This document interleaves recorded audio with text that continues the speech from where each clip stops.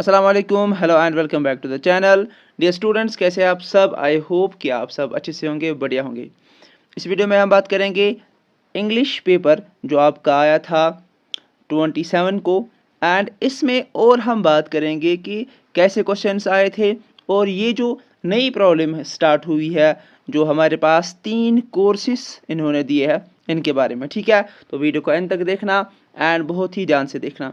सबसे पहले हम बात करेंगे, हमारे पास ये जो पेपर है इसमें 3 घंटे का टाइम है एंड मैक्सिमम मार्क्स 80 है। जैसे मैंने आपको पेपर पैटर्न बोला था वैसा ही आया था।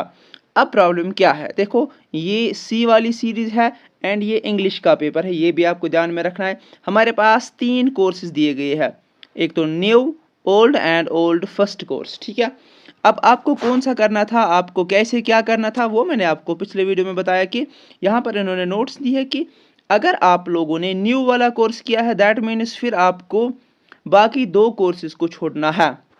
इसका क्या मतलब है, अगर आपने फॉर एग्जांपल ये आपका आंसर शीट है, आपने नया वाला कोर्स स्टार्ट किया है, ठीक है, तो आपको ओल्ड एंड ओल्ड फर्स्ट में से कोई भी क्वेश्चन अटेम्प्ट नहीं करना है। अगर आपने वो अटेम्प्ट किया है उसे रॉन्ग आंसर करार दिया जाएगा। ठीक है, या तो आप न्यू वाला करो, या तो आप ओल्ड वाला करो, या तो आप ओल्ड फर्स्ट वाला करो। ठीक है ना, यहाँ पर ये इन्होंने नोट्स दी है, तो ये मैंने पिछले वीडियो में आपको अच्छे से समझाया। अगर आपने वो वाला वीडियो नहीं देखा वो भी चेकआउट करना। अब हमारे पास यहाँ पर हमारे पास न्यू सेक्शन है, और मैं आपको यहाँ पर एक चीज़ बताऊँगा कि हमेशा आप न्यू कोर्स को ही लेना, बिकॉज ये वाला इजी है। इसका जो पेपर पैटर्न है, चाहे वो इंग्लिश का हो, चाहे वो सोशल साइंस का हो, उर्दू का हो, मैथ का हो, मैंने वो सब आपको बताया है। ठीक है ना, चलो रीडिंग कंप्रहेंशन मैंने आपको बोला था 15 मार्क्स का है। सबसे पहले क्या है, इसको पढ़ने की हम करेंगे कोशिश। Read the following extract from the poem and answer the questions that follow. ठीक है, इसका क्या मतलब है, इसका ये मतलब है कि हमें ये जो एक्सट्रैक्ट दिया गया है इससे हमें क्वेश्चंस पूछे जाएंगे एंड हमें ये करना है। क्या है, when you are old and grey and full of sleep and nodding by the fire, take down this book and slowly read the dreams of the soft book your eyes had once and of their shadows deep. अब हमारे पास क्या question है, the theme of the poem is, देखो ये जो poem है ये किसने लिखी है, W.B. Yeats। ठीक है ना, ये आपको याद रखना है, ये W.B. Yeats ने लिखी है पोएम। अब इसमें ये जो थीम है वो क्या है, इसमें हमारा जो the theme of the poem है, इसका क्या आंसर आएगा, इसका आंसर आएगा लव, एजिंग। अगर आपने ये अच्छे से पढ़े होगे तो ये इजी से आपको समझ में आ जाएगा। ठीक है ना, एंड रिग्रेट। सो अगर आपने ये वाली पोएम पढ़ी होगी व्हेन यू आर ओल्ड, तो आपको इसकी थीम अच्छे से लिखनी आ जाएगी। क्या क्या इसमें, लव, एजिंग एंड रिग्रेट। अब हमारे पास दूसरा इसका पार्ट है, the word book in line 2 refers to the. ठीक है ना, जो लाइन 2 है, क्या थी वो लाइन, and nodding by the fire take down this book.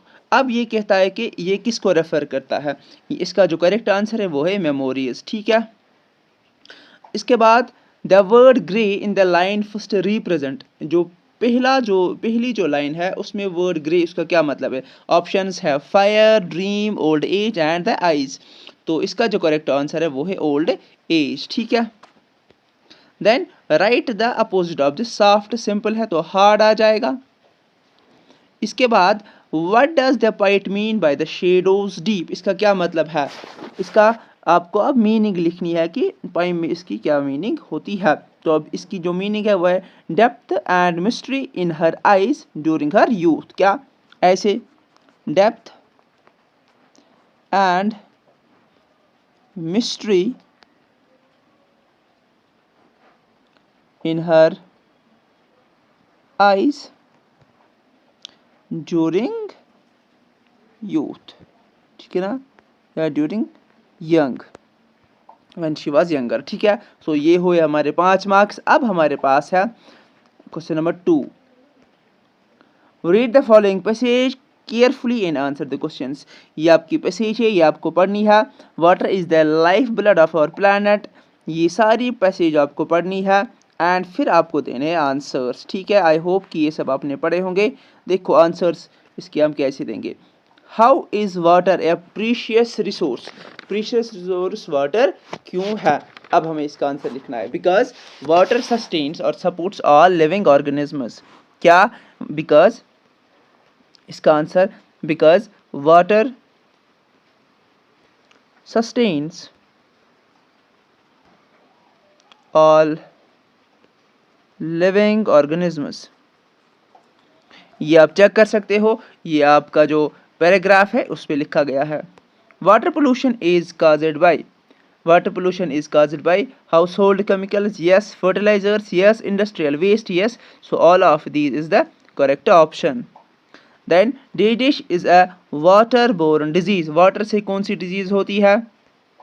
क्या फीवर होता है, क्या फ्लू होता है, क्या टाइफाइड होता है, क्या हेडेक होता है। तो typhoid is the correct option. ठीक है, नाउ हमारे पास और एक क्वेश्चन है। Contaminated water can not be dish for cooking, unusual या can not be used for cooking. ठीक है, ये आपको लिखना है। हमारे पास और एक क्वेश्चन है, give a suitable title to the passage. तो आप सिंपल वाटर पोल्यूशन लिख सकते हो। ये आपके 10 मार्क्स हुए। अब हमारे पास और एक क्वेश्चन है, जैसे मैंने आपको बोला था, read the following statement, following advertisement and answer the following, answer the questions that follow. तो आपको ये एडवर्टीजमेंट पढ़ना है। एडवर्टीजमेंट क्या है, टू लेट। ठीक है,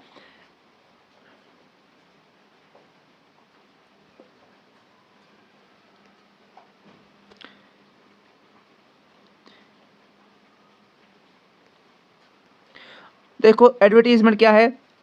3 BHK flat area 1850 square feet, first floor, marble flooring attached, washrooms है, 24/7 वाटर एंड इलेक्ट्रिसिटी है, राउंड द क्लॉक सिक्योरिटी है, बैडमिंटन कोर्ट है, स्विमिंग पूल है, एम्पल पार्किंग स्पेस है, located at sector 22 near Sidra Chowk Jammu, interested families में contact. तो आपको ये क्वेश्चन दिया गया है, व्हाट डज BHK मीन और stands for, bedroom, hall and kitchen. ठीक है, बेडरूम, हॉल एंड किचन। इसके बाद दूसरा question, which house hold facility is available day and night. अगर आपने ध्यान से देखा होगा, वहाँ पर हमारे पास वाटर एंड इलेक्ट्रिसिटी लिखा था 24/7 वाटर एंड इलेक्ट्रिसिटी। इसका आंसर है क्वेश्चन नंबर पार्ट नंबर 2 का। ठीक है, अब देखो इसकी बात करेंगे क्वेश्चन पार्ट नंबर 3 की। Dash is available round the clock, round the clock क्या अवेलेबल है, सिक्योरिटी।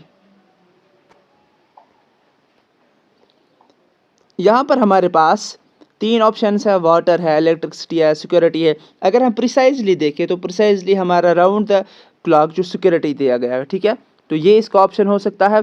या यहाँ पर मैं इसलिए बोलता हूँ बिकॉज वहाँ पर हमारे पास 24/7 वाटर एंड इलेक्ट्रिसिटी भी है, तो ऑल ऑफ दीज भी इसका ऑप्शन हो सकता है। ठीक है, which of the following facilities are available for recreation. Recreation का मतलब है आपको मज़े करने के लिए क्या क्या वहाँ पर है, both B and C। Then what is the total corporate area of flat. Total corporate area मतलब कि आपको वहाँ पर कितने स्क्वायर फीट्स है। ठीक है, तो इसका आंसर है 1850 square feet. So this was our question number 3 from the reading comprehension. अब हमारे पास है सेक्शन बी ग्रामर का। ठीक है, तो insert suitable articles to complete the sentence. हमें सुटेबल आर्टिकल्स में इंसर्ट कर रहे हैं, जैसे हु इज द, इसका ठीक है, the girl sitting there. Second, which is the longest river in the India. Third, Rama has come without an umbrella. So ये 3 मार्क्स ईजी है। देन हमारे पास है passage, rewrite the following passage in the indirect form. वहाँ से क्या है, वहाँ से डायरेक्ट फॉर्म है, और यहाँ से हमें इसे इनडायरेक्ट फॉर्म में कन्वर्ट करना है। तो हम क्या लिखेंगे, द फादर सैड, ये वहाँ से दिया गया है, I do not wish to see any of you go away. So हम लिखेंगे the father told that he did not want to see any of us, ठीक है। फिर क्या आएगा, कामा है, फिर गो अवे, एंड ऑर्डर्ड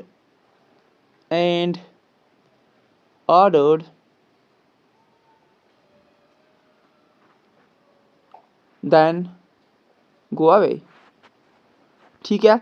ध्यान से देखो क्या आपको लिखना है। पहले आपको लिखना है the father told that he did not want to see any of us and order then go away, ठीक है ना। अब देखो हमारे पास क्वेश्चन नंबर 6 है, ध्यान से देखना, एक दो बार देखना तो ये आपका हो जाएगा इजी से। There are 4 errors indicated by numbers in the brackets. यहाँ पर हमारे पास 4 एरर्स दिए गए हैं। करेक्ट द एरर को हमने करेक्ट करना है, नया वर्ड हमें यूज़ नहीं करना है और हमें नए से स्पीच लिखनी है, पैसेज लिखनी है। हमें क्या दिया गया है, there are no set form for grief and no right way to express it. There seems to be an expectation that after a great loss, we will progress systematic through the well-known stage of grief. तो आप क्या लिखोगे इसका answer, आप लिखोगे there is no set form for grief and no right way to express it. There seems, आपको यहाँ पर लिखना है there seems, यहाँ पर आप क्या लिखोगे, there seems to be expectation, ये आप कट करोगे, there seems to be expectation that after a great loss we will progress systematically, ठीक है ना।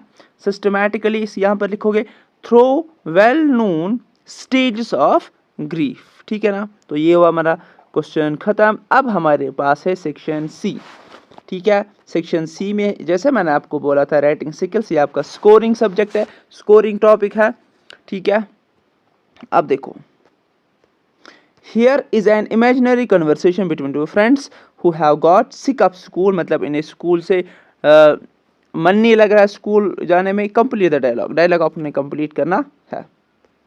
अंकुश, hurrah, only 10 days to the holiday.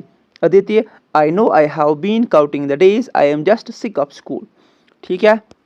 I hope कि आपको समझ में आ रहे होंगे ये questions. Ankush, So am I. What are you going to do with yourself in the holidays? Aditya को अब लिखना है, ठीक है ना। And what are you planning for the holiday? अब हम कैसे इसको फिल करेंगे, जैसे आपको मर्जी वैसे आप कर सकते हो। तो मैं यहाँ पर लिखूंगा I am planning to visit picnic spots. I am planning to visit picnic spots, ठीक है। तो ये इसका आंसर था इस वाले फिल इन द ब्लैंक का। तो यहाँ पर अंकुश क्या लिखेगा, मैं लिखूंगा जैसे आप लिखोगे, I have also plan to visit the picnic spots. I have also planned to visit the picnic spots. Then फिर आदित्य को लिखना है, मैं लिखूंगा then we should visit together. Then we should visit together, ठीक है। तो अंकुश फिर लास्ट में क्या लिखेगा, या ये क्या कन्वर्सेशन कर सकता है, okay that will be good, ये आपका हो गया कंप्लीट, इजी है। Okay that will be good या दैट विल बी, जो आपको वहाँ पर सेंटेंस दिमाग में आ जाएगा। हुआ हमारा ये वाला कंप्लीट। अब है हमारे पास question number 8। Your school is going to observe the earth day on 22nd April. As the general secretary of student council, write a notes informing the members about a message you wish to hold to plan the program. अब आपको क्या करना है, in your notes आपको क्या क्या mention करना है। इन्फॉर्म द,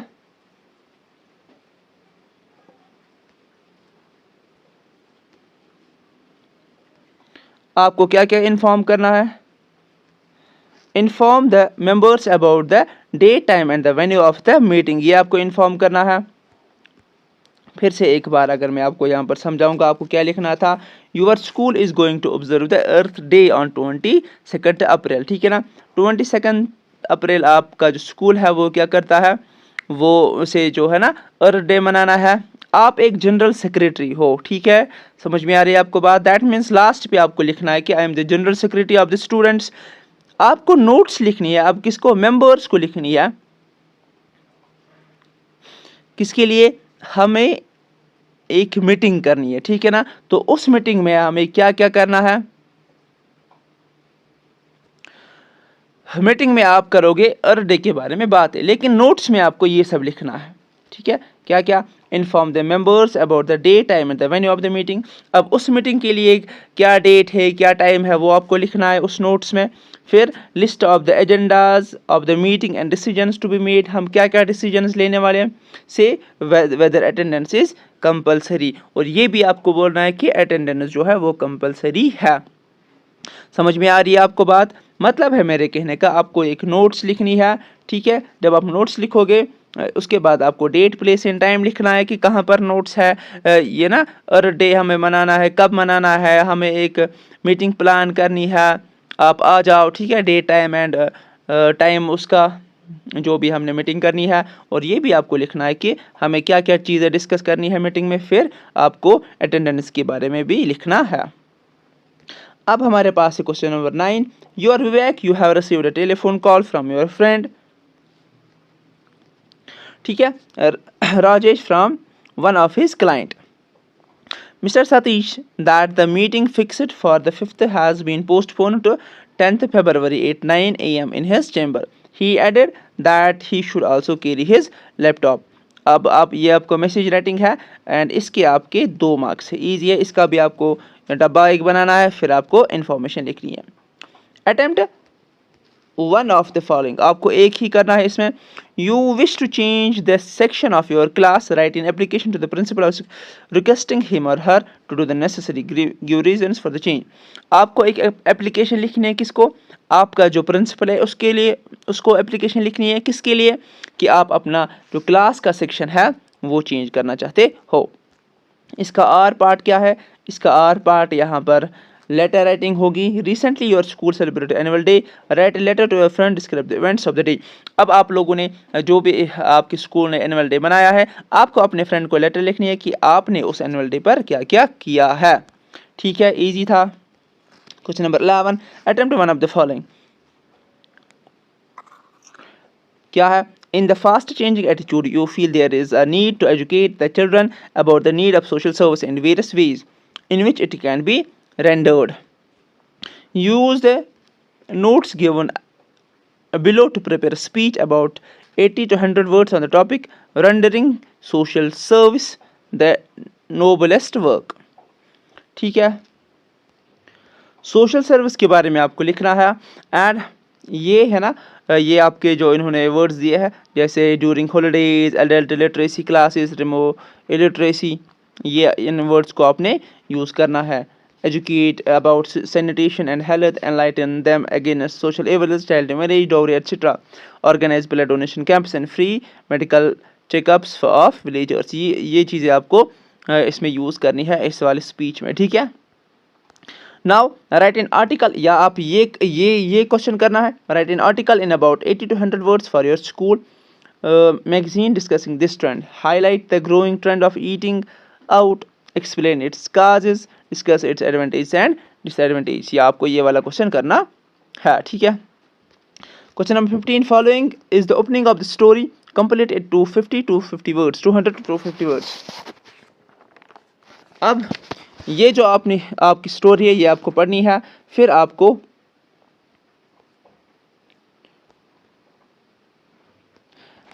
ये पूरी स्टोरी इसका ना ये कंप्लीट करनी है। ये स्टोरी है the shepherd boy and wolf की, ये मैं यहाँ पर लिखूँगा, the shepherd boy and wolf की, ठीक है। इसका ये मतलब है कि आपको कभी भी लाई पर भरोसा नहीं करना है। ये दो बार ये कहता है कि वुल्फ आ गया तो वहाँ पर वुल्फ नहीं होता है, और तीसरी बार जब ये बुलाता है तो वहाँ पर सच में वो वुल्फ होता है, लेकिन उस टाइम ये जो लोग हैं वहाँ पर वो जमा नहीं होते। ठीक है, तो अब है हमारा लास्ट वाला section, that is section D, literature का पार्ट है। Answer 3 of the following questions, ये जो आपके बुक के क्वेश्चंस है ये आपको करने हैं। ठीक है, what did Griffin do inside the shop? What would you agree that the depths of operation create heights of character? How does Mandela illustrate this? ठीक है, ये आपको लिखना है, ये इजी है, आपके बुक से लिए गए हैं। Pick out the elements of irony in Papaji's math. How did the counselor start his argument, and how was the able to get the judgment in the Antonio's favor? Was Annie right when she said that the world would not be interested in the musings of the 13-year-old girl? Comment, ये आपको लिखना है। हर एक question के 3-3 marks है, तो ये आपके 9 मार्क्स हो गए। फिर question number 14, answer 3 of the following questions, what does the phrase full of sleep means? ठीक है, इसके बारे में आपको लिखना है। फुल ऑफ स्लीप का क्या मतलब है? जैसे इसका मतलब है लेजी, ठीक है, being drowsy, lazy all the time. What are the metaphors used in the poem? Metaphors speak up में आपके क्या क्या मेटाफर्स हैं? मेटाफर्स हम कहते हैं उन चीज़ों को जो हम अनलाइक चीज़ों के साथ कंपेयर करते हैं। ठीक है ना। Her pale head heavy is metal, explain, आपको एक्सप्लेन करना है। My mother at 60 is an emotional account of the poem poet towards the numbered days of her mother, discuss, ये आपको डिस्कस करना था। And then what are the memories that poet talks about in the poem from explain a few things. अब हमारे पास है question number 15, do you think that Abile represents the simplicity of Ladakhi woman? Cite 2 examples of her innocence and the ignorance from the text. Question number 2, why did Rama Rao plan to go to Madras? Discuss. What was the cause of Matilda's ruin? How could she have avoided it? हर यहाँ पर याद रखे कि ये जो हमारा question number 15 है,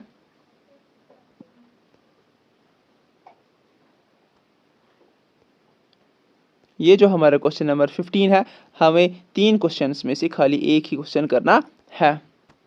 now हमारे पास ये जो लास्ट वाला क्वेश्चन है, ये 2 क्वेश्चंस में से एक करना है। Right instances of humour from the proposal. ठीक है, what does Chubuko at first suspect that Lomo has come for? Is he sincere when he later says, and I have always loved you, my angel son? Give reasons for your answer. So that was the last question from this paper. वो वाले papers भी हम discuss करेंगे। इसके बाद हमारा old है and old first है। ठीक है, इंशाल्लाह हो सके तो वो भी मैं अपलोड करूँगा। वीडियो अच्छा लगा हो तो वीडियो को शेयर करना एंड चैनल को भी सब्सक्राइब करना। Thank you for watching the video, thank you very much.